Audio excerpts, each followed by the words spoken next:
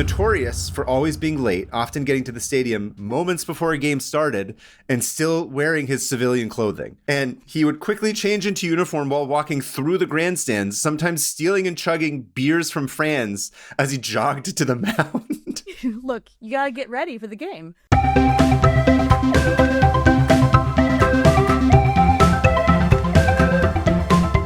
Hi, everybody, and welcome to 500 Open Tabs. I'm Kaveh Taherian. And I'm Hannah Hillam. Welcome back, everyone. Thank you guys for coming back to the show. Hannah, how are you doing? You having a good week so far? Sure. It's a trick question. The answer is no. Nobody is. No, I mean, look, there's like different levels. You know, like the different levels of hell or whatever. There's like different levels of doing okay. And like on the 7th level of not doing okay is like the world is collapsing. But like on the bubble around me, I think I'm all right.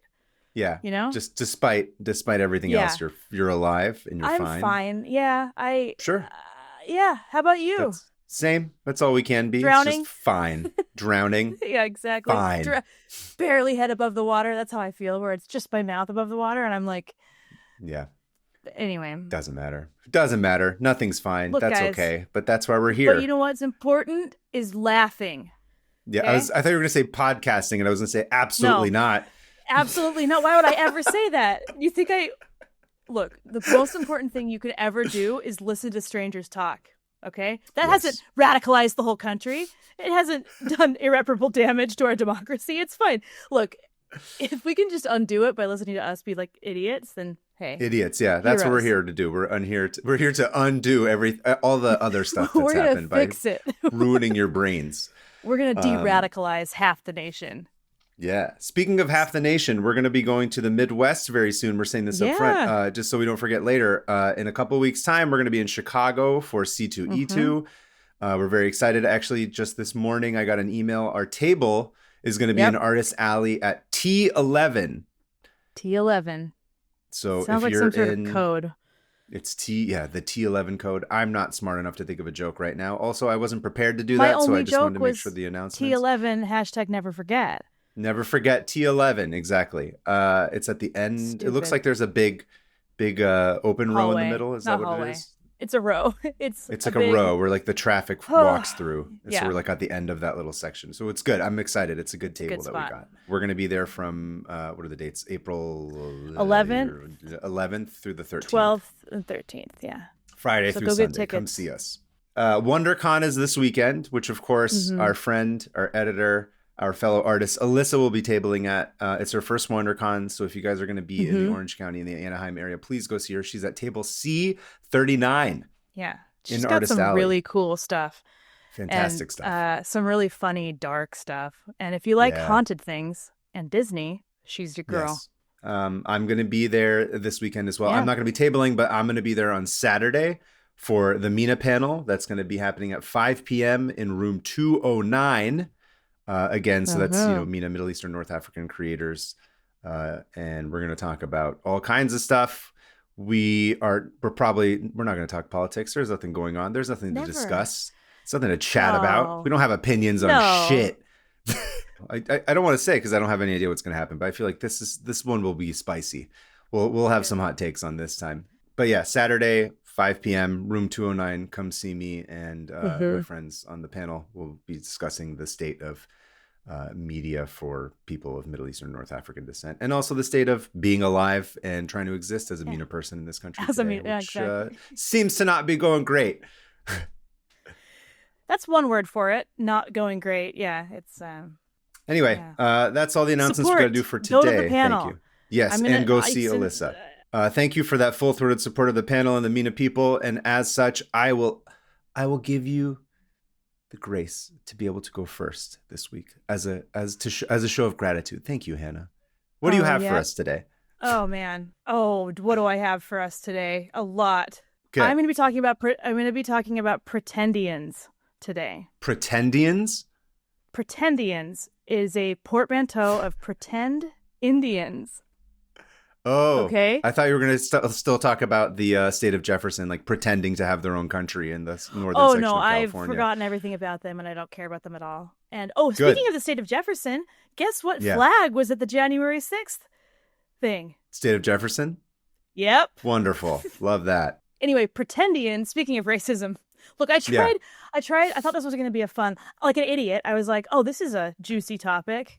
Okay, it's really dark. I'm going to try to do this in a way that's not like devastating, but this is about Pretendians, which is a term that was coined recently and made popular by somebody named Jacqueline Keeler, who is a Navajo journalist. And she began compiling these names of people that were faking being indigenous. Kind of doing these research into like these people who claim that they're Native American. And she has a website and everything. And she's been accused of witch hunts, but like, I'm sorry, but when it's this, there's no such thing as a witch hunt. If you're trying to reprove your ancestry, it doesn't matter. Okay. Yeah. I found this tab a long time ago after researching for one of our other episodes. I don't remember which one it was, but I know I mentioned it at some point. It was closed in the Great Delete, you know? Oh, no, that's right. The Great Delete of 2024, right? The Great Cleanse. You started Nowruz early. You're like, I need to cleanse myself of all these tabs before the new year. Threw your phone into the fire. No, I'll just throw my phone on the ground over and over because I can't stop dropping it. I dropped it 4 more times. So then recently I was looking through my notebook and I was like, oh, there's a whole list in here of the next tabs I want to do from my open tabs. Look at you being organized. No, that was the one day I was organized. Okay. I need to disclaimer one day. Every week for me is just, or every time I'm getting ready for the next episode, it's panic. It's like, wait, Same. What? I forgot. Usually. Yeah, I'm just like, oh shit. What am I going to do this week? Luckily, you have like hundreds of options. So it's true. There are dozens of them. Dozens of them. I found this list in my notebook of like a few that I really wanted to do. And there it was, Pretendians. And I was like, oh yeah. So here we go. And I need to do a disclaimer. Okay. Yeah. I'm very aware of the irony of me diving into this topic as a descendant of the people who had a hand in genociding the indigenous Americans 400 years ago. I'm going to do my best to not be a dick. Okay. That's all we can do. That's all we can do. And I got extremely deep into research and realized like most of the way through, I was like, oh. You're like, oh, this is where my family comes into it again, but not in the tab that you wanted it to be a part of. Over and over and over. Oh no, I have a whole thing to say about that later, but I'm going to do this first because anyway, so I came face to face with my own legacy, my own family's legacy through this. And you know what? I've accepted it. That's like that PBS show where they would like look up people's ancestors and then was it Ben Affleck or somebody that was like, I don't want this to come out. Somebody that got really upset about it and they tried to bury it. Oh, I feel like it was Affleck. You know what? Who cares? That's what I have to say. And the point is you're doing the opposite of that. You did your own because PBS wouldn't do it about you. So you had to do it yourself. And you're like, hey, guess what? My lineage sucks. I'm descended from murderers. Okay. I'm descended from racists. Respect. Not for being racist. Okay, no, I'm saying for coming out and being like, this is bad. No, I'll have more to say about that. I'm trying to keep it in a box. So I'll get there. In a box. Okay. Continue. Because I came through from reading this with a lot of it really solidified a lot of things I'd already kind of been realizing and researching because I do love genealogy and family history. And I'll get to that in a minute. So I'm very aware that I am actively living on the lands my ancestors stole and benefiting from them. So I'm going to do my best. And I want to point out that every tribe and nation is very different in how they decide who is a member or a citizen. And how they go about verifying it is up to them, not us, okay? There are also like a ton of intricacies about tribal identity and history, and I'm not smart enough to relay it in this episode. So I'm going to link a bunch of really good websites. Because I don't want to mess it up. So the idea of proving ancestry and even registering is even argued by some indigenous people as being rooted in colonial practices. Because, look, white people love a lot of things, but one of the things they love most is lists of people's names. They love it. Categorizing and subcategorizing. And putting people into little groups. Yep. They love documenting it to the point where it's like easily provable in a court and like favorite The Hague. Part. Yeah, exactly. Yeah, it's almost like you shoot yourself in the foot by being so organized and evil, you know? You can scale it back a little bit, you guys. You can just maybe do a little don't bit more like lax. document. So the word pretendian is relatively new, and a lot of people are like, it's not strong enough because it's not just pretending; it's literally stealing. But Steel Indian doesn't have the same ring to it. No, pretendian sounds amazing, or it is a good word. Antian. Anyway, Aintian, like ain't no, Indian. Ain't Indian. There was another one I can't remember because I didn't write it down because I'm gonna good. be on the side of Pretendian here. That sounds like much more catchy. Whether or not it's correct is besides the point. No, it's correct. Maybe most people use it, but so who isn't? I'm gonna start with who is not a Pretendian, because there's like this whole, when it gets into this, so you're like, oh, who can we call what? You know, first of all, not my place. But who isn't is people who recently found out that they are closely descended from a Native American ancestry and are wanting to find out more about their heritage. That is not Pretendian. Or a Native American who does not choose to be a member of a tribe or nation based on personal views, based on whatever. Those are not Pretendians. Those are just, don't count. We're not getting into this. So who are they? Dude, do you know the guy, the crying Indian from those commercials, those PSAs? Yeah. He's Italian. I did know that, yeah. He pretended to. Here's the thing. There's a difference because there's. Hold on, for younger people who might not know, there was a commercial that was an anti-littering commercial. I think it was the 70s, where 70s or 80s, 70s or 80s, where people are just driving down this highway, just throwing cans out the window, and then there's a Native American guy, or a fake. He's in brown face, I guess red face is what you'd call it. Red face, and he's picking up cans, and he's just like crying to the camera, and it's very sad because you're littering and destroying the earth, and we should be more you're destroying the Native land Americans that used to belong to that them. person. Yeah, I don't know. It's all very.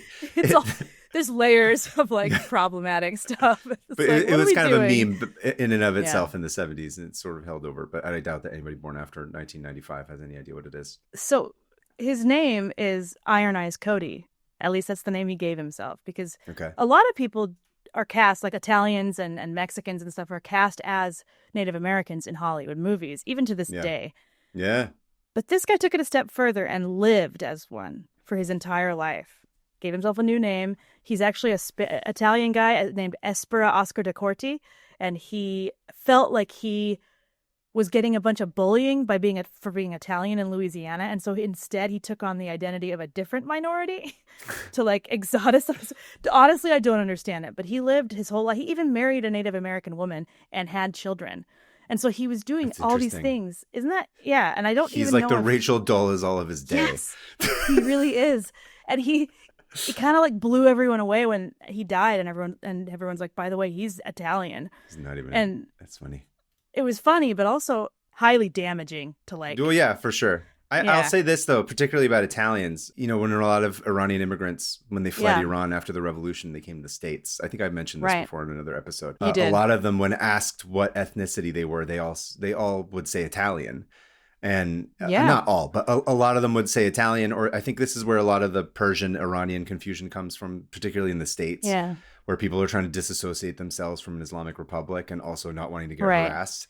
And so they'd be like, oh, we're Italian immigrants. It's fine. Whatever. Like census. It's fine. Although I don't think they were going on pretending to be Italian and living and calling themselves Italian in the real world. I think it was just a way of being like, yeah, no, please don't murder us. We're Italians. It's fine. Yeah. Well, it's like how Jewish people who immigrated to America were like, yeah, my last name is not that, you know. Yeah. I'm Stewart or whatever. Yeah, this is very common practice. Still to this day. Yeah. So Iron Eyes Cody, his name is not that, and he is not a Native American, but some argue that he did a ton of good, but for the community at large. Yes, but when I hear when you say some argue, who is arguing this? There are a few Native Americans who do say, hey, there was some good that came of this, but there's also millions of Native Americans who could have done the same thing. It didn't have to be this Italian dude. You know what I mean? Sure. It's like, anyway, so another person that you might remember this like a few years ago when Sasheen Littlefeather died. She was the one who went in Marlon Brando's place at the Academy Awards and refused his award on behalf of him, and everyone booed when she was like, stand up for Native Americans in Hollywood. And not Native American. She is not Native American. She is Mexican. And she pretended her whole life until she died, and her sisters came out and were like, by the way, big liar. Which that kind of so she blew did. My mind. That wasn't like a thing where she was like false, because I feel like I didn't do a deep dive into this, but I thought I remember reading that was reversed again, but maybe that was later. No. I feel like that's something I've seen as like debated, but again, that's what I'm asking. I did kind of go down a rabbit hole, and people were saying like, hey, she's Mexican, which means there's indigenous, ancestry there because, Aztecs and Olmec and stuff like that. But that's not the point. She was pretending to be Apache. Of a specific, okay, I was just going to Yeah. say of a specific tribe that she was not. So she would wear even the wrong clothes. Like she'd wear plain style Indian clothes, like Hmm. the thing she wore on like the braids, and didn't even match Apache. Anyway, it was just kind of sloppy. But Yeah. it got to the point where people are like, I think she believed it herself. Like Mm.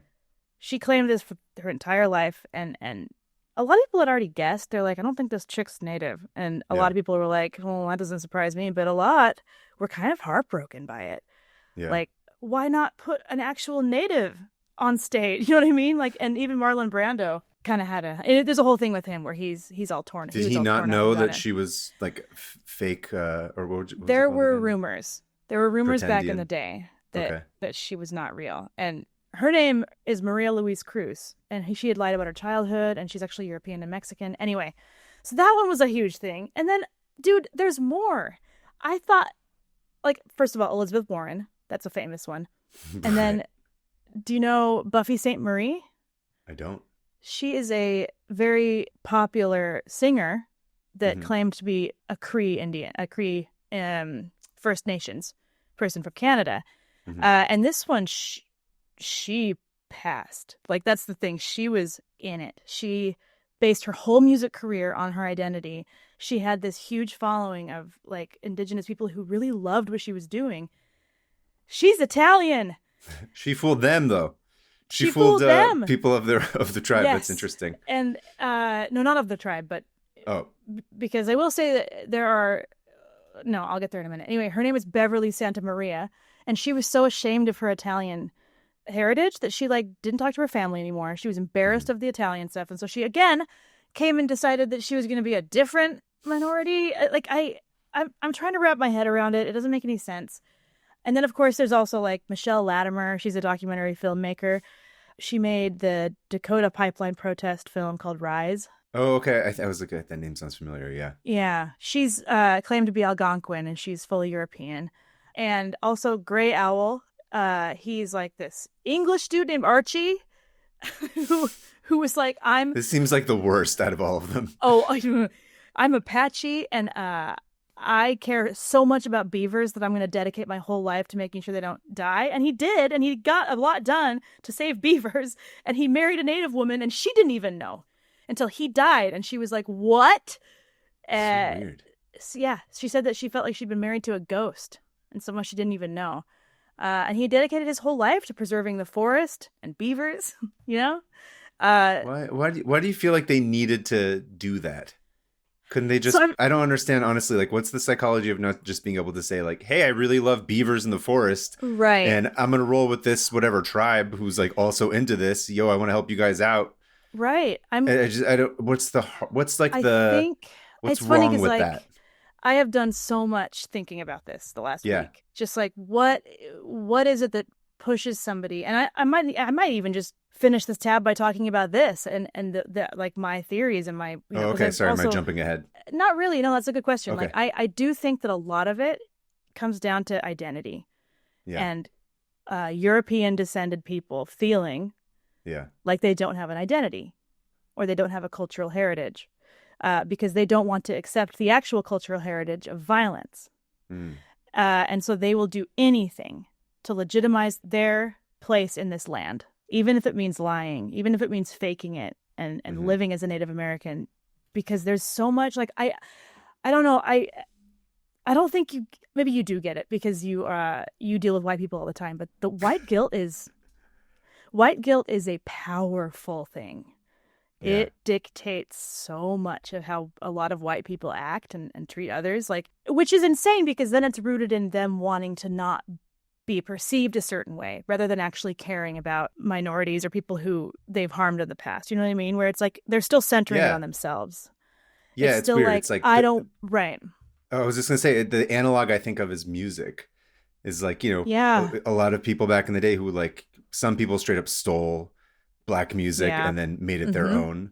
Not made it their own, but claimed it as their own. And then there's people who are like, bro, these are some of the best musicians in the world. We're going to take them on tour with us everywhere we go. And like constantly shout, like basically use their platform, not in like But I think nowadays there's this tendency to feel like you're, what's the word they always say? You're not grandstanding. I'm an idiot. What's the word? I know what you mean. I just don't know the word because I'm dumb. Oh my God, I'm drawing a blank right now.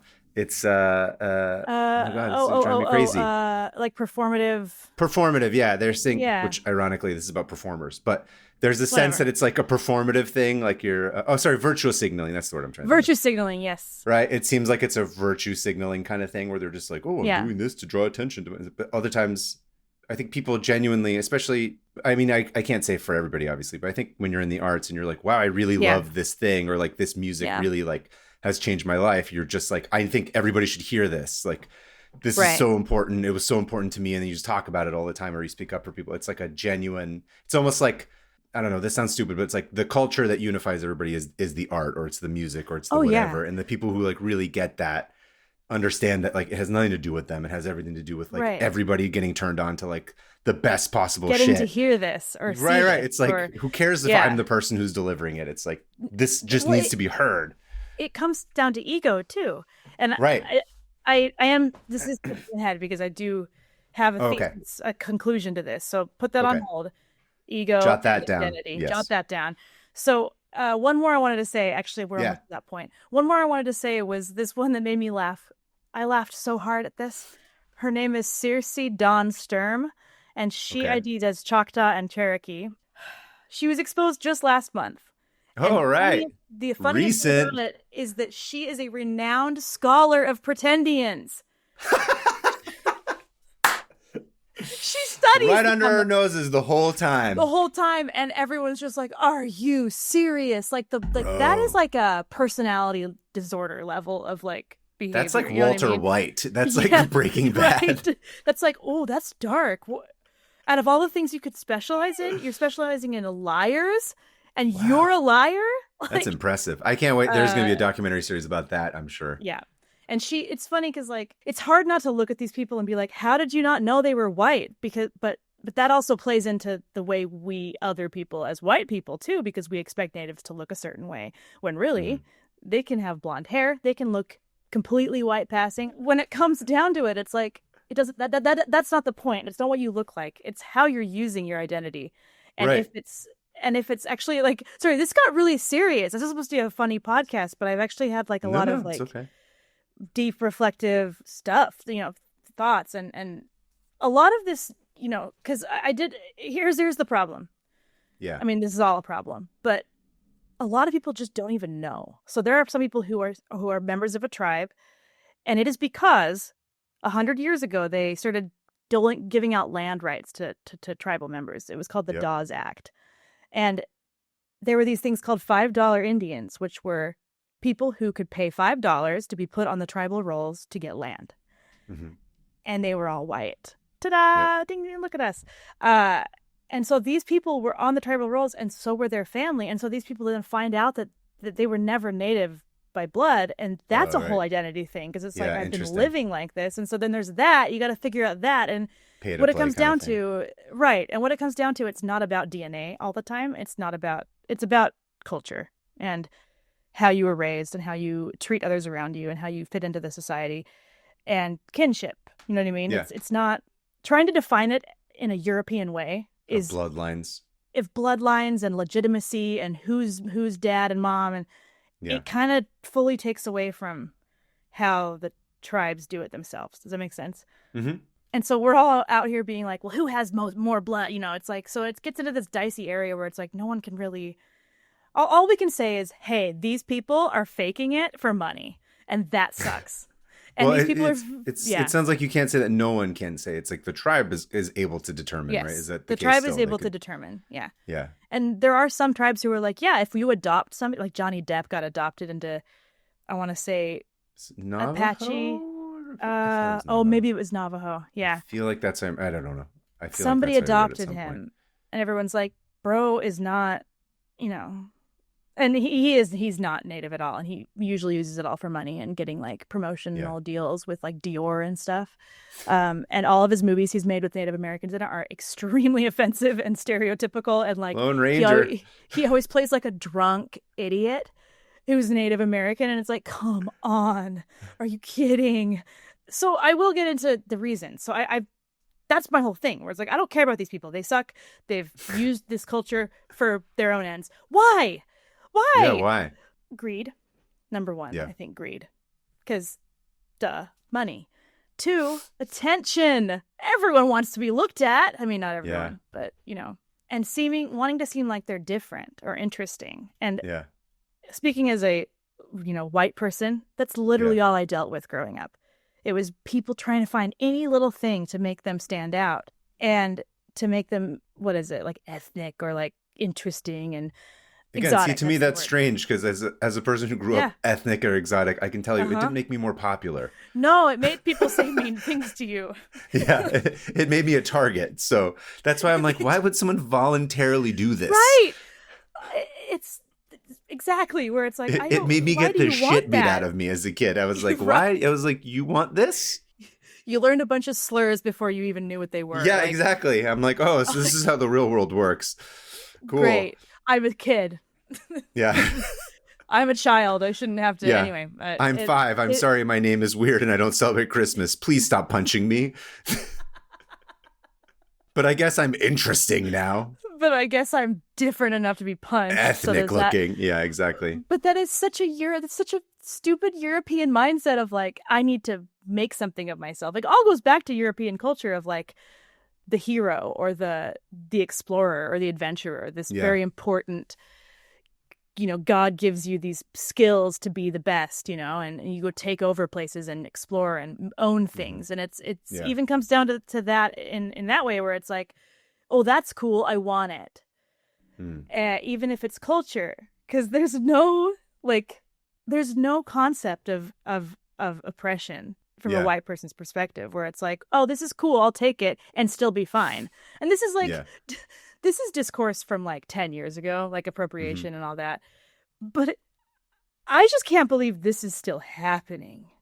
You know what I mean? I can believe it's happening now in this era as a way to like get clout or whatever. Because right. Since you're the resident white person on the show, I'm going to be the resident brown person on the show. Please. And say that, the way that it's able to be monetized and leveraged in social media makes a lot more sense.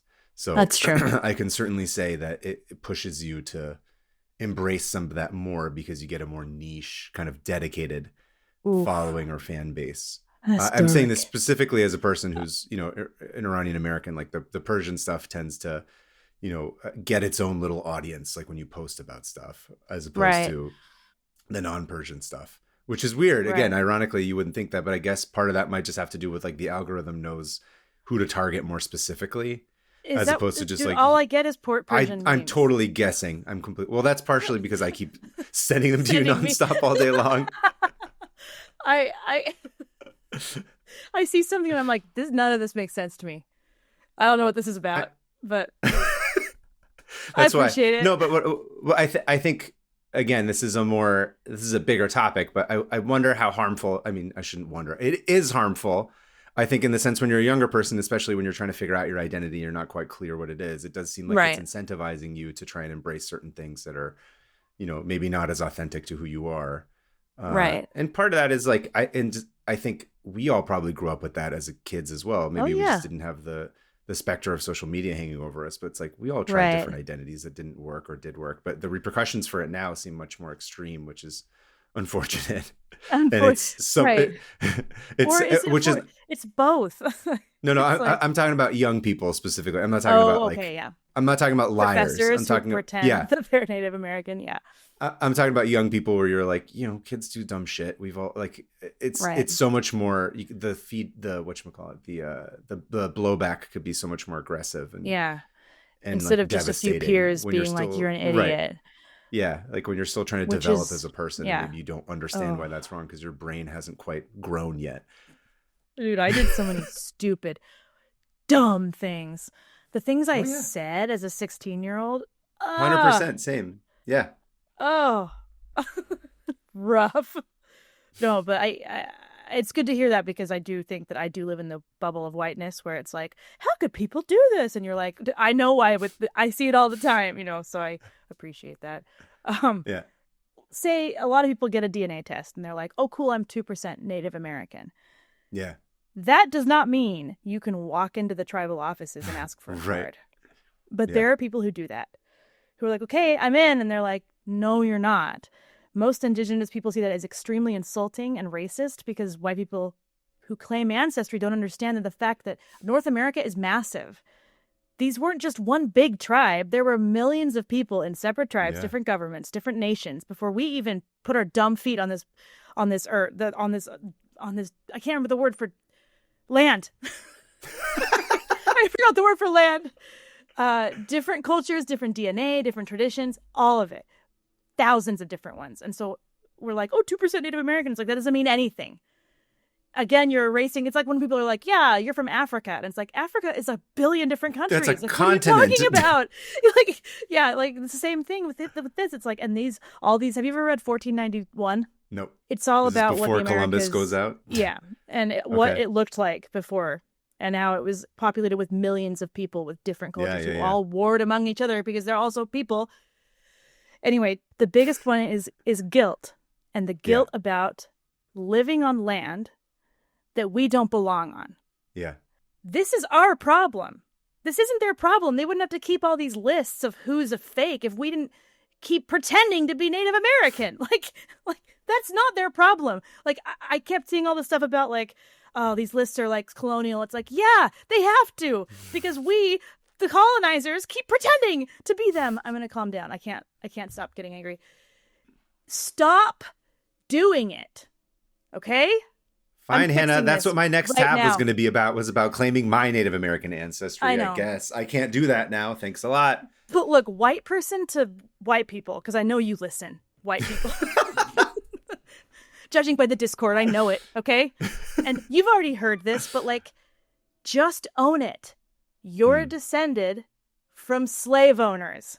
You're descended from people who committed genocide. You're descended from people who stole land. You're descended from murderers, okay? That's the reality. And at the end of the day, you can't change that. You can't twist it. That's our legacy. And the only thing you can do now is to not keep stealing stuff from people. Like, literally, you know, the most important thing we as white people, not you, we as white people can understand is that we're not special, okay? We're not special. You're not special. Our ancestry is not special. We all came from the Mayflower. Who cares? What did they do after they got off that stupid boat? And I get it. Like, deep in our bones, we know we don't truly belong here. And that's why we cling to any culture we can get. That's why we're like, oh, I'm Irish. And Irish people are like, no, you're not. Or whatever. You know, I'm Italian. It's like, no, you're not. You haven't lived in Sicily for 200 years. And we want to have a connection to the land we live on because it's a very human desire. And you want to feel better about living on stolen land. But the truth is that's racist. And we can't keep doing that. We have to just own the fact that we're descended from murderers. And when it comes to DNA and family history, like it's my hobby, you know. I do a lot of family history. Yeah. And I remember the first thing I realized was how whitewashed everything was. If you're going to get technical about your family history, you have to be ready to own whatever you find. And I'm sick of seeing people being like, but this person is great. It's like, great. You can have both. You can have this really amazing ancestor who also committed atrocities, and you can know both of those things. All right? Yeah. It's like your family now. Yeah. It's like exactly. Our families now are complicated. Why would ancestors be any different? I mean, obviously, they're not these. Hopefully, like, your immediate family is not committing genocide right now, but you know, you're.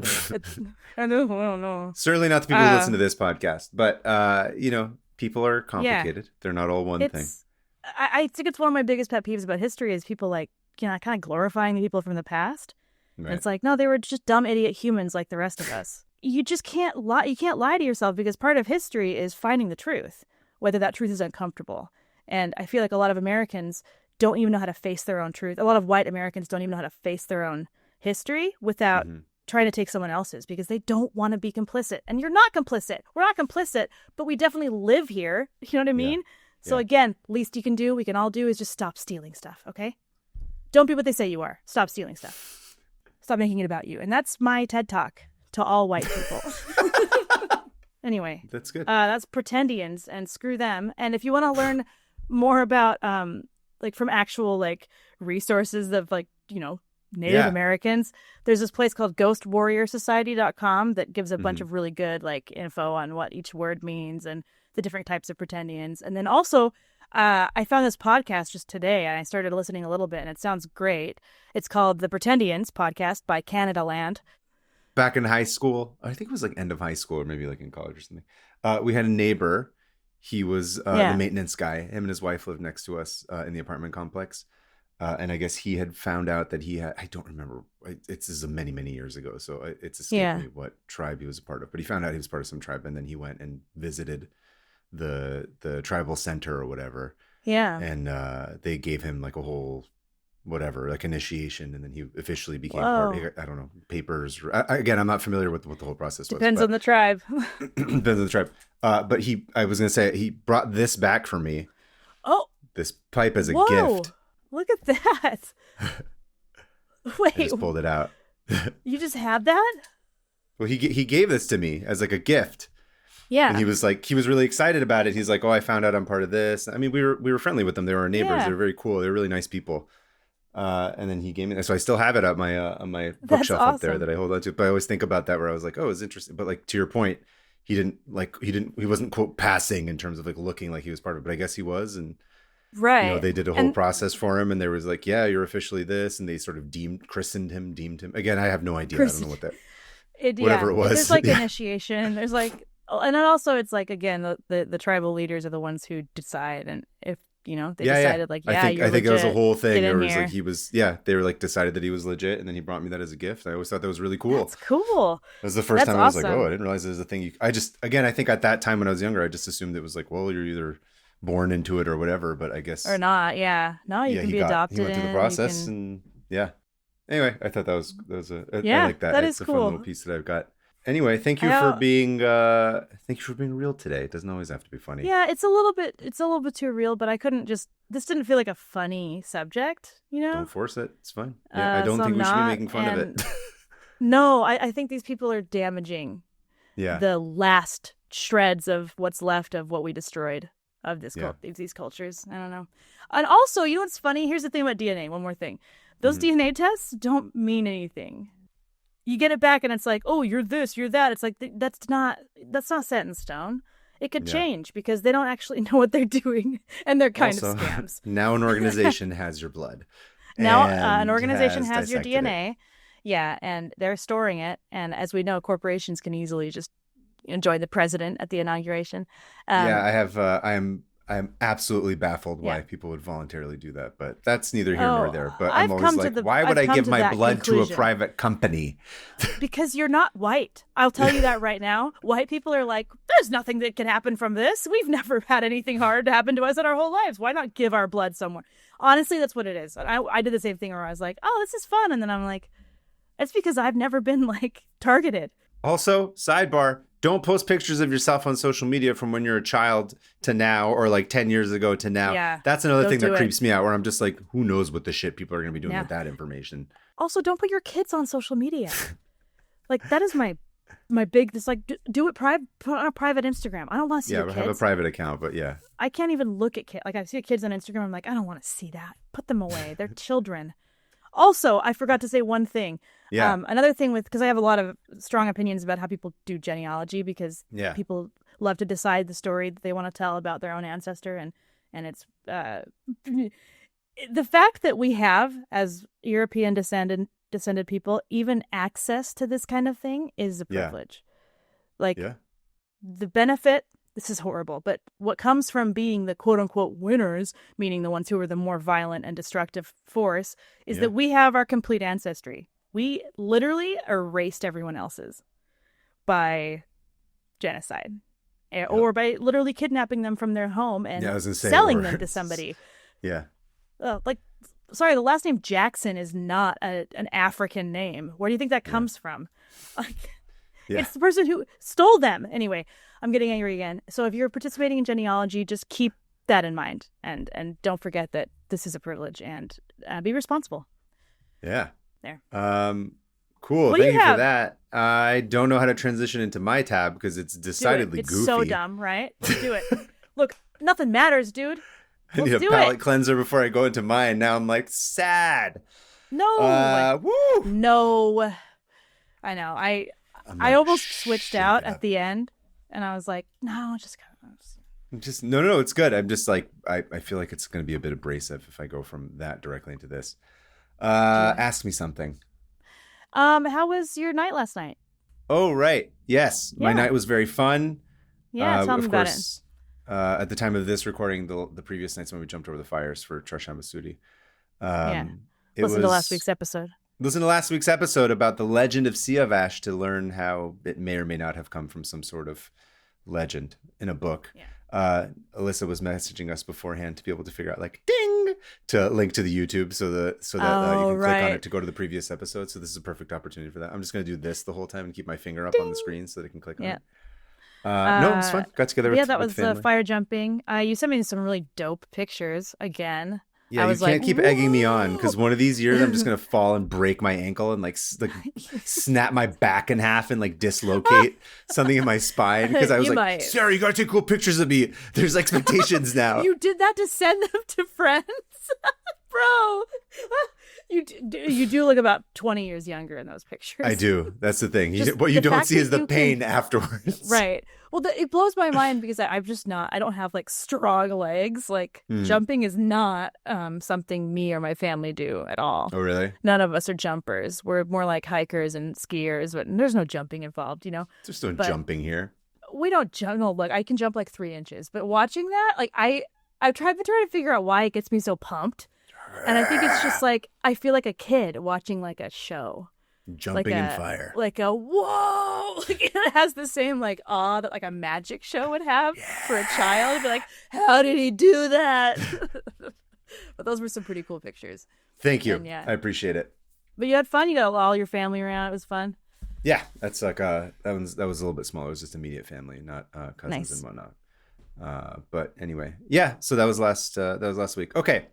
Prepping for my tab, thank you. We need it. Yeah, look, we need a little bit of because this gets stupid today on my tab. I'm saying it's gonna get this is gonna be the polar opposite of yours. Look, as long as I get to lecture white people at the end of it, I'm happy. Okay, good. So as you know, I like to always start my tabs by exploring how I came across it. But in this case, I literally do not remember how I found it. I have no recollection of opening this or searching for it. It feels like someone just took my phone and opened up the page and then put my phone down. So incredible. No idea. No clue. But however it got on there, I'm thrilled. It's not fun, and we can kind of trick ourselves. Yeah, honestly. It's like, ooh, this is a problem for future Kaveh. Here you go. Exactly. I have some like that too, where I'm like, why was I reading about this? No idea.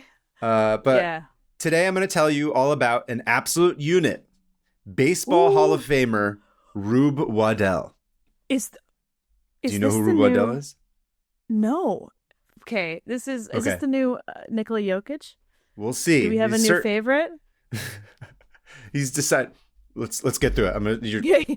Hold your horses. Rude Waddell. Ruby Waddell. Rube Waddell. Rube Waddell. Correct. So I'm going to say this up front. Who is he? There's no point in me trying to clarify the narrative of this man's life or career in any kind of linear fashion. Okay. Because it makes absolutely no sense. There's constant ping-ponging, and ultimately it would not be in the spirit of Rube. So this is going to be a very messy tab, which for me is not common. I tend to be very OCD about this, but I got like a couple paragraphs in and I was like, screw this. I just forget it. I don't know. I don't care. I'm just going with it. You're honoring him by also being insane. Insane, yes. You know what's really funny? The other tab I was going to do was also an insane person with a bajillion insane things they did in their life, and I couldn't keep it. I couldn't track it, and so I just ditched it.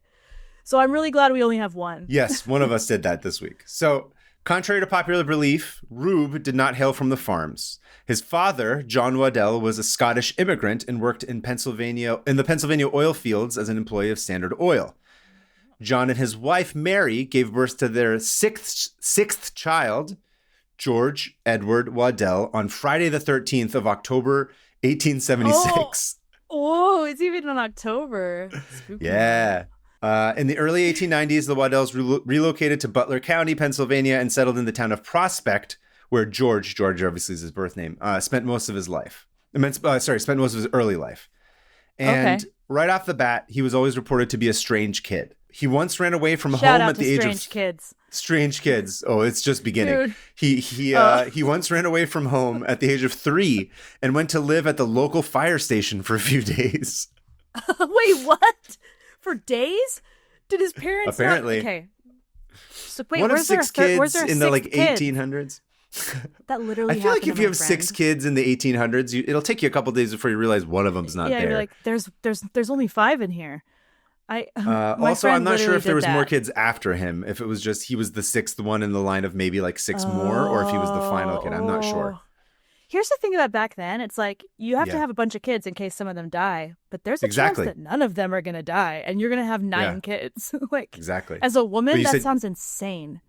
Anyway, so it was not that long that he lived at the fire station. I'm not sure what he did there, but his tenure was brief. Fires. But it made an impression on him because dude loved fire trucks, was absolutely obsessed. Dude, this sounds like my son. He calls police cars fire trucks and ambulances fire trucks. I'm like, no, none of those are fire trucks, but everything's a fire truck. Yeah. So eventually he goes back home, but his transgressions continued. He hardly ever went to school, and his favorite pastime was throwing rocks at birds. Okay, this just keeps reminding me of my own childhood. I used to throw rocks at the train tracks. That episode of Charlie and Mac throwing stuff at the train tracks. I was like, but we would throw whatever we could at the train tracks, and it was fun. We would throw, Arya and I, when we were little, we loved, I forget what they're called. I feel like I may have mentioned this before. I don't remember. But, there's like they're not acorns, but they're like, these little seeds that fall from the trees in Sacramento. They're like the spiky seeds. The spiky balls. Those things are great. The spiky balls. I forget what they're called. We used to sit there as kids for hours, throw them into the street, hoping that it would pop the tires. That would like pop. We were like, one of these days it's going to pop the tires of this car and they're going to crash and then we're going to have to run inside. You just brought back a full flood of childhood memories. Oh my God, it was the best. By our house, and we would just go place them in the road and we'd try to guess where the tires were going to be. And so we'd be like, well, that last one was here, so let's make sure we place them separate, measure it. Anyway. Hours. By the way, at my grandmother's place, the internet took this away from you. Oh, okay? It ruined it. We didn't have iPads, so we just had to try and get cars to crash into each other with terrible seeds. We'd throw things at other things. Also, we just look at stuff. You go outside and you're like, I'm bored. Some of the best memories of my life. Just you have to be like, I guess I'm looking at this tree now. Oh, now I'm going to look at this tree. Oh, there's a squirrel over there. Oh, who's that? Should I look at that tree? That is literally childhood where it's like, go outside and play. And it's like, should I throw dirt? Yeah. Or should I dig? Or just look at trees? Climb this tree? Should I try and go into the American River that I'm not allowed to go to? Right. Should I drown? Should I drink out of this spring? Which I did. Don't do it. Man, you're making me want to end this podcast and just run outside right now. Should we go outside? If I went outside and tried to look at a tree, I'd die. Yeah. I'd be like, I'm so bored. Where's my... No. Anyway, so he did that. He used to throw rocks at birds. He may or may not have been throwing rocks at cows who tried to eat seeds and grass. That's kind of debatable. A lot of the stuff in his life is insane, and most of it seems to be true, but some of them is contested. But anyway, he did throw a lot of rocks at birds, and where others saw an ADHD terror who couldn't be contained, in reality, he was unknowingly working towards bigger things, and he was throwing more and more rocks at more and more birds and getting in his 10,000 hours. We have always existed, okay? 100%. Always. Some of us were lucky enough to become baseball players, and others were not lucky enough to be lobotomized, okay? Yep. But we existed. ADHD people. That's what I'm saying. Yeah. Go on. So in August 1896, newspaper in Titusville and Oil City made passing mentions of an Oil City pitcher named Rube Waddell, the first known references to his famous nickname. He went semi-pro at 18, which is when a teammate took note of his extreme ADHD nature and left-handedness, which is he was left-handed as well. Rocks? Yes. Dude. Literally hitting 2 birds with 1 stone kind of thing. All right. Literally, yeah. Which only cemented the nickname. And fun fact, I didn't know this, but the term Rube is a nickname for Reuben, which in the 19th century used to be a typical male rural American name. Interesting. So it's like the equivalent of calling somebody you're Cletus. You're just a bumpkin country person. Oh, is that why we say you're Rube a Rube now? Yeah. You're a Rube, you're an idiot. I just assumed you're referring to the Reuben sandwich, but that's because that's where my mind always goes. But I yeah, didn't even calling think somebody a about Rube it. is like saying you're a country idiot. Whoa. So it's not a nice Whoa. name to call somebody, but this is 1896, so whatever. Yeah. So there's a lot of stuff in here that's debatable, right? So it's, like I said, it's turn of the century. He's left-handed, number one, which immediately makes people think that, like, Oh, yeah. this guy deserves to be, like, in the insane asylum. Like, Yeah. that's what they used to do. They're just like, oh, They he's... used to like whip them till they were right-handed. Right. So, and it sounds like he's pretty severely ADHD and left-handed. A lot of other stuff. So some people have extrapolated that he might have had like some, like a further disability of some sort. It's hard to know. Part of it is because like the reporting at the time versus like, are we just trying to project, like, are we projecting like what we would know now onto somebody? Right. I don't know. It's anybody's guess. I know it's irresponsible, but I love projecting modern diagnoses on historical figures. 100%. I love it. I'm like, this guy was too. autistic for sure. And it's like some emperor, Roman emperor. It's like, no. Oh, yeah, big time. I would say that this guy, again, armchair therapist or armchair psychiatrist, I feel like he's probably extremely ADHD and had fixations on things. So by the age of 20, Rube went pro, signing with the National League's Louisville Colonels in 1897. And the first contract paid him $500, which he spent entirely on getting shit-faced as he went to on the most epic of benders right away. Yes. This reminds me of that guy who came from Cuba to the Olympics. Yeah. Felix, oh, right. That was right. All of his money. Honestly, Colombia, not Cuba. Yeah. Yeah, you're right. This guy's similar to that story too, actually. ADHD king. ADHD king, apparently pretty big drunk, but not necessarily like the kind who go around and beat people up for no reason. He was a functional drunk. Yeah. He's a fun drunk. So he was notorious for always being late, often getting to the stadium moments before a game started and still wearing his civilian clothing. And he would quickly change into uniform while walking through the grandstands, sometimes stealing and chugging beers from fans as he jogged to the mound. I'm obsessed with this man. Wait, you were just literally like Superman style, just like, grabbing beers, drinking beers while he does it too. Look, you gotta get ready for the game. When he wasn't there late, he would often get enraptured by playing marbles. And it was not uncommon for his whole team to be like, where the shit is Rube? And he's just clacking marbles away under the stands. So they'd have to like grab him by the collar and throw him onto the mound. Okay, I can comfortably say that this man has ADHD. Oh, yeah. There's no armchair diagnoses here. This is like textbook case. Textbook, yeah. Love him. But once he managed to get to work, Rube made quite the reputation for himself as an amazing player over the course of his 13-year career. At an impressive 6'1" and 196 pounds, he led the American League in wins, strikeouts, and the lowest earned run average, winning the Triple Crown in 1905. Okay. He led the league in strikeouts for 6 straight seasons. And then in 1903 and 1904, he had back-to-back seasons with over 300 strikeouts, a feat that would not be repeated by another player for over 60 years. And just to be a show-off or stave off boredom, Rube was known to sometimes send his teammates off to the sidelines and play defense with only his catcher during exhibition games. What? So you just like, go, guys, get out of here. He's just like, I got this. I'm bored. I want to just play this entire team with me and the catcher. You guys just go take a break. There's not enough stimulation in this. Literally, I need to up it. Speaking of catchers, after the 1905 season, Rube had to have it written into his contract that he was forbidden from eating crackers in bed after numerous complaints from his roommate, catcher Ossie Schreckengost. Shrek? Okay. He was great. He was a really good player. And despite all this, he would still get extremely distracted while on the mound because baseball, after all, is a notoriously slow burn. So boring. He was often distracted by shiny objects and puppies. So opposing teams' fans would bring puppies to the game and hold them up. And he would inevitably walk away mid-game and go over to play with the dogs. What?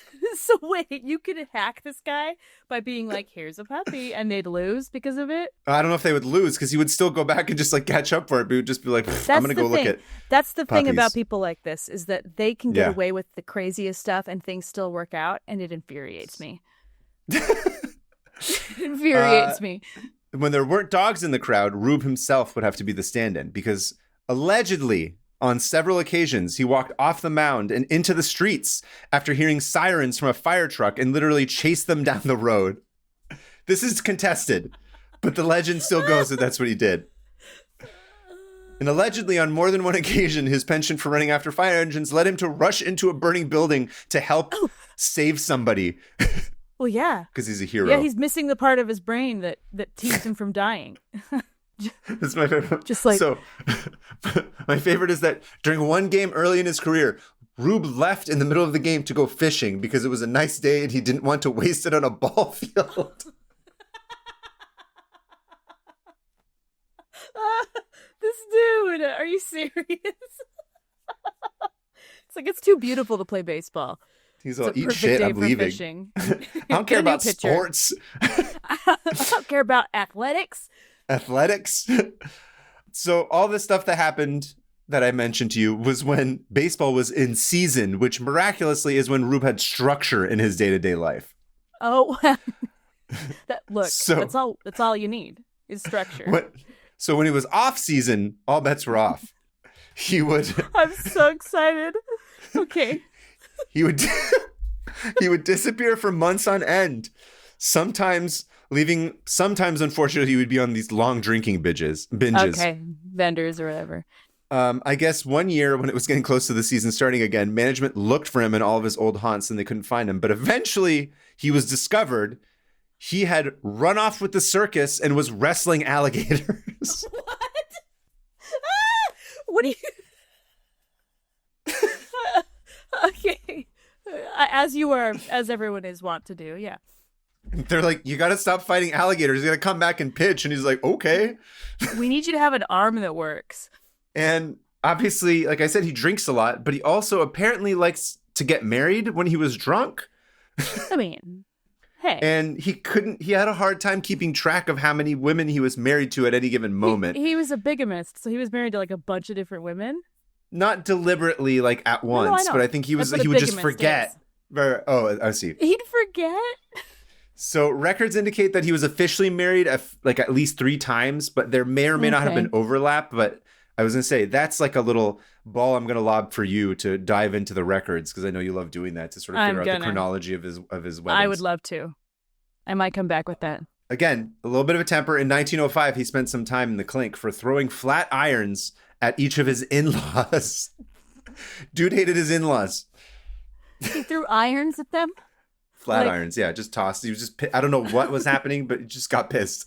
He's got a good aim too. He can kill a bird. He does. He can kill an in-law. He's all, you guys aren't even birds flying away. I'm just gonna clock you right in the head. Right in the head. I hate you guys. Wow. Unsurprisingly, crowds loved Rube and his crazy antics. So much so, this is my favorite, that in September to December of 1903, Rube toured with a theater company performing as himself in a melodrama entitled The State of Guilt. What?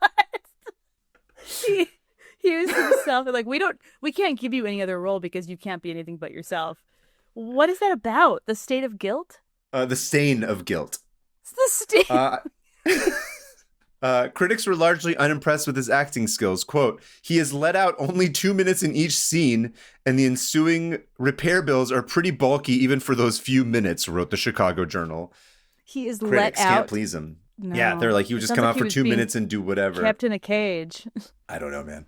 I just love that he was like, I'm going to go on this tour and be part of this theater company in the middle of my baseball career. Gotta stay busy. Now, this story is contested, but it's said that in September of 1905, Rube was changing trains in Providence after an away game. While there, he and teammate Andy Coakley engaged in a friendly scuffle over a straw hat. So apparently, this was a real thing. I'm not sure if you know about this, but straw hats were strictly summer wear. And if you were to continue to wear them into the fall, straight dudes would get really angry and like bitchy about it and then get into fist fights. Wait. Where they're like, you're committing a fashion crime. Wow. I wish that were still a thing straight men did. Sidebar, in 1922, there was something called a straw hat riot in New York City where a bunch of idiots just started beating the shit out of each other because people were still wearing straw hats. Literally violence caused by fashion faux pas? Yep. Wow, things have changed, huh? That's a tab for another day. I really wanted to go into it, but I was like, gotta stay I gotta stay focused for Rube. Keep it open. Anyway, so Rube and Andy start going at it, and I have a note here. Yes, Hannah, you can say that they kissed. Did they kiss? They were just you can say that they kissed. They were doing it. Passionately kissed. Yeah. And eventually Rube throws his shoulder out, and he's unable to play for the rest of the season. Oh, no. Suspiciously, Shouldn't have kissed so hard. Shouldn't have kissed so hard. If he had kissed lightly, just like a peck on the cheek or on the lips, instead of just full on making out and touching tips and docking, he could have been. He could have been in it. Now, suspiciously, this is the same year the A's, which he was playing for, went on to play the Giants in the World Series. The A's. But not from He's Oakland. A local boy. They were not in Oakland at that point. I think they're in Minnesota. That's right, Pennsylvania or whatever. Pennsylvania, yeah. Philadelphia A's. I think is what because this is the start of the century. Okay, right. So they're playing the Giants in the World Series, and suddenly this guy who is, by all accounts, like their best pitcher, but also a huge pain in the ass to everybody that's managing the team, is not on the mound. And there's a lot of discussion and discourse about this, about whether or not the straw hat incident was actually the reason that he was out. There may have been bribes involved, but that's not clear. Although he would continue to play for another couple of years, apparently he never really came back to his first glory from the straw hat fight. But there's I started to read about it, and I was like, there's a whole other thing about this. About like whether or not there was bribes, if this somehow ties back into like, the World Series later being thrown, all this crap. Whoa. There's like a whole forensic thing about this that you can get into. Again, I thought I would save that for another day if I really wanted to go into that to understand it. That sounds fascinating. I thought I was just going to be like, there may not. And then it turns out there's like, I found this one article that like goes deep into it. And I was like, that's like 5 tabs worth of stuff. Don't you love how this is such a huge part of this show is and research where it's almost like you open up like a little hole and see a whole new cave system of info. You're like, oh no, I can't go down there. And you just have to shut the door. You just have to walk away. You just have to let it be. And there were like at one point that he said that I think they said he was shaving, and then like his shoulder clicked back in, and then he was like, cool, my shoulder's good again. I want to play. What? There's all this discussion. They're like they did the deep dive, and they're like, some of these articles claim these things, but like a lot of the players they were like, we don't even remember him getting in a fight with this guy. Like, weird. They're like, so there's a huge, like big question mark about why he was not in the World Series that year. But the sort of most logical answer seems to be, if this thing didn't actually happen, is that the management was like, this guy is driving us insane. Like, he's so unreliable, and we can't have him, like, we can't throw the World Series because Rube is going to go chase a fire truck or like start throwing rocks at birds.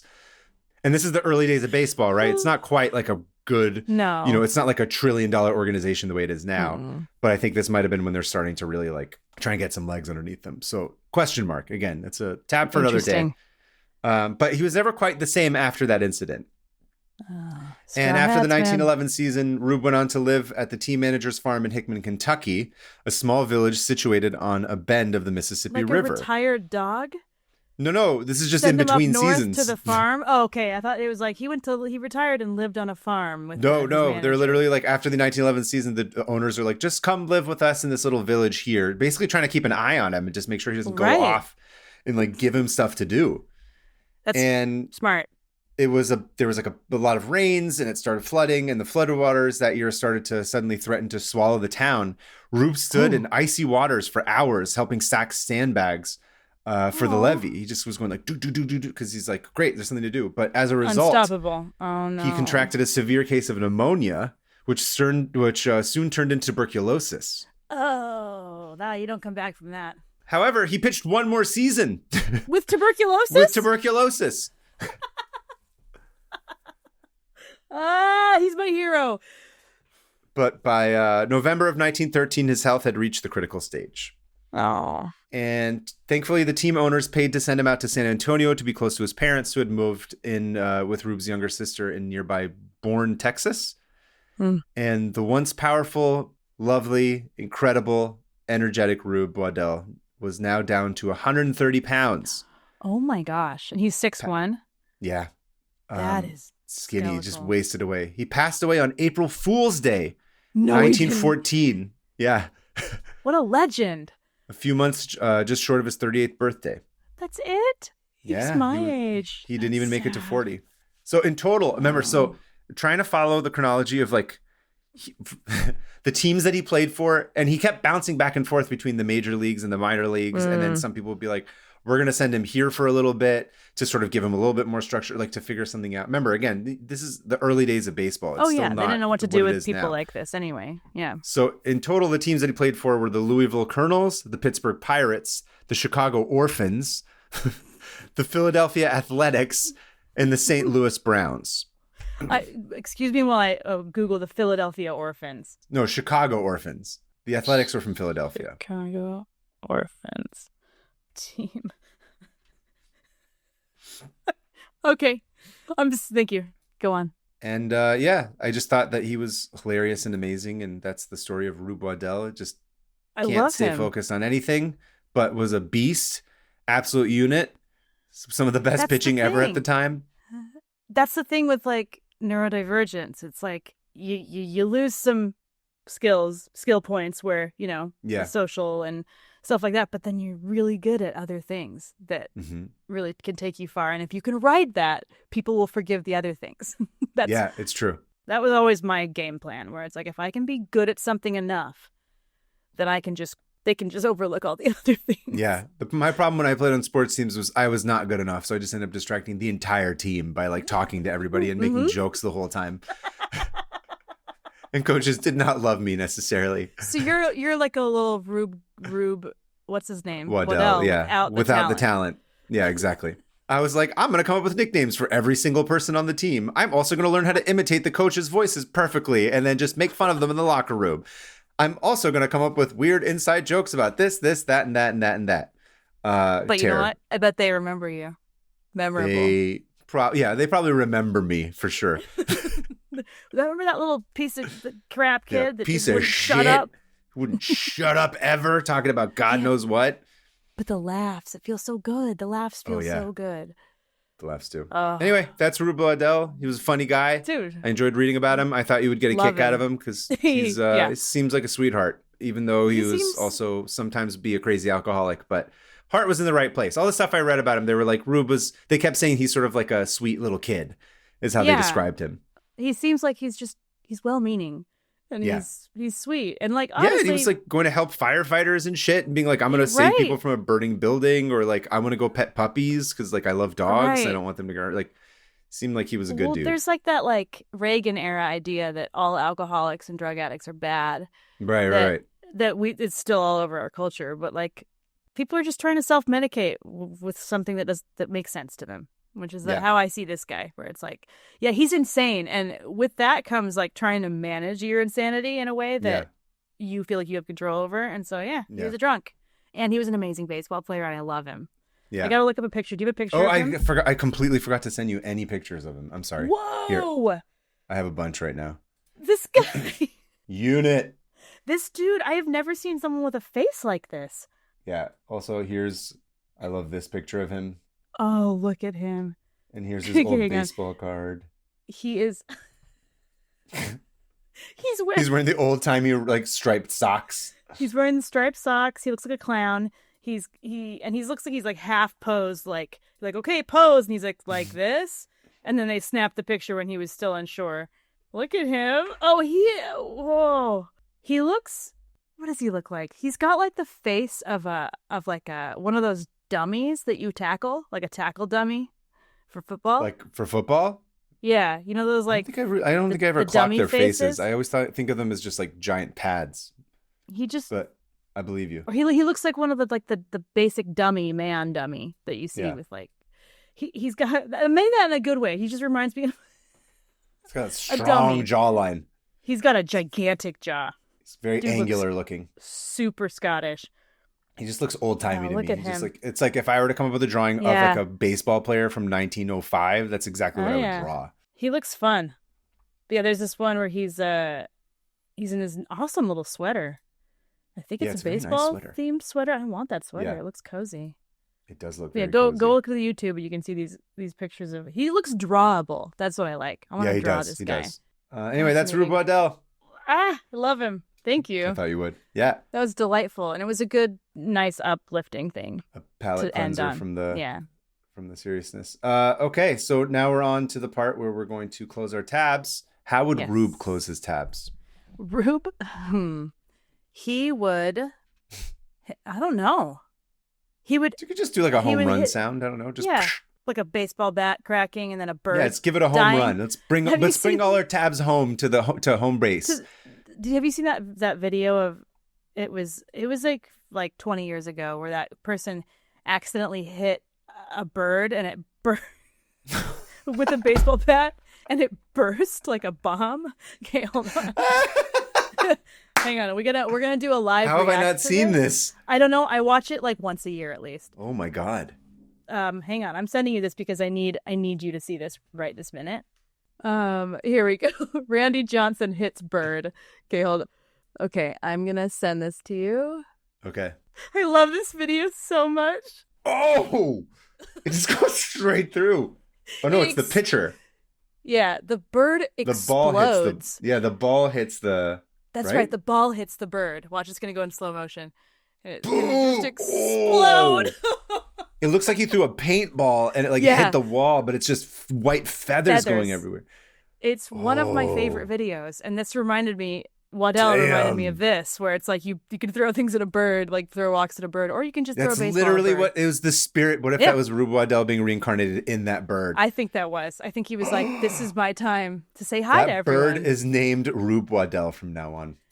And I think the joke with this is that it was like this happened right around 9/11 or something, and it was like someone was like, "This was the bird 9/11." Okay. Bird 9/11, love it. Bird law. Bird law. I don't know, something baseball. Whatever. Baseball. I forgot to put the name of the person that wrote this email, so just. Oh, hold on. We didn't close our tabs. Oh, okay. Do you want to count down? Yeah. You ready? Yeah. 3, 2, 1. Woo! We did it. We did it, Rube. We did it, Rube. Moving on to listener emails. Hannah. All right. You are prepping your letter right now. Did you get it? You got it ready? Okay, Go ahead. So this is from Casey, and I don't know where Casey's from. But Casey says, "Hello, Kaveh and Hannah. Love the podcast. Keep up the great work." Thank you. Thank you. My open tab is about the only co-pilot in NASCAR history. Oh. The rhesus monkey, Jocko Flocko, was a co-pilot for the driver Tim Flock. Not only was Jocko the only recorded co-pilot, but he is also the only winning monkey in NASCAR history. He earned a prize of peanuts. Jocko rode alongside Tim as he won the Grand National race at the Hickory Motor Speedway in May of 1953. Jocko was bought by Tim's cousin Chester as a publicity stunt. Jocko's career would only last 8 races. His final ace ended in a flurry when in the middle of the race he pulled open a hatch. This monkey pulled open a hatch, which normally allowed the driver to see into the front right wheel in case of damages. Jocko was nearly struck with a pebble, which sent him into a craze. God. Tim was forced to make a pit stop and throw Jocko out of the car. Tim finished the race in third, and Jocko retired to Tim's family home as the only co-pilot and winning monkey in NASCAR history. Side note, Tim's season ended soon after because a car accidentally parked on top of him as he was sleeping in a field. Tim was injured but not killed, and he never won again. A car accidentally parked on top of him? I guess, but this monkey... Imagine being like a NASCAR driver and be like, no, I should die from like exploding in a car crash, not sleeping in a field. Right, and then getting run over. But the monkey, the fact that imagine driving in a race car and you also have a monkey in there with you. That sounds like the only way I'd be able to do it, to be honest with you. Even if he freaks out, like screaming. I'm like, you think he's the only one freaking out? I'm like, why am I in a NASCAR race? You're also screaming. Yeah. Which leads me to the question is, do you think we need a third co-host? Yeah, I actually think we should get a monkey in here with us. I think a chimp can be good. Mako the Flocko. What was it? Jocko Flocko. Jocko Flocko, you and I can just step back and this can become the chimp. Do you think the monkey would bring good tabs? No. Be like, I think bananas the monkey again? would throw poo. I think he would do tabs about the benefits of throwing poo. Does that really? I guess we don't. That's redundant. We don't need another person to talk about that. Oh, we already did. So we're dumb rhesus monkeys. We are the dumb monkeys. Yeah. Yeah. Great. Okay. Email number 2, I believe it's the pronunciation is Maeve. You might know this. Yeah. Maeve. It's Maeve. Maeve is from someplace far away. I never get tired of that joke. I know. Hello, Kaveh and Hannah. This is my submission of a concept that delights me on a yearly basis. TLDR, furries made Andrew McCutchen a better baseball player. Wait, what? Yeah, you're bringing furries into this, huh, Maeve? Cool. Yeah. In July 2014, Pittsburgh Pirates outfielder Andrew McCutchen tweeted what would end up becoming a staple of his persona. In one word, he captured an underrepresented portion of baseball fans previously ignored. The word? Furries. Why furries? Yeah, I don't think I never would think that furries like baseball, but then again, I don't know who's in those costumes, so I can't. I was gonna say mascots. That could just be like a. Oh yeah. Right. Seems similar. I guess. Like some of them are more elaborate. I love that this is a Pennsylvania team and baseball. That's why I chose this one. It's perfect. This is perfect. Yeah. Okay. Why furries? McCutchen had seen a participant of Anthrocon, a furry convention that is held yearly in Pittsburgh. After the tweet, McCutchen went on to have a very good series of games for himself, including a home run on his first at bat in the game on the same day as the original furries tweet. Oh. Every year that a series of home games coincide with Anthrocon, McCutchen tweets furries, and he noticeably plays well. Across 15 games, McCutchen has a batting average of 0.419. That's actually insanely good, with 3 home runs as of 2023. Furries have in turn embraced McCutchen, including a furry wearing the full suit and a McCutchen jersey to Anthrocon in 2024 in the July heat. In a simple one-word tweet, McCutchen created a good luck charm for himself. Thank you. Keeping it Josie, Maeve. P.S. To give further context, the average batting record across MLB in 2023 was .240.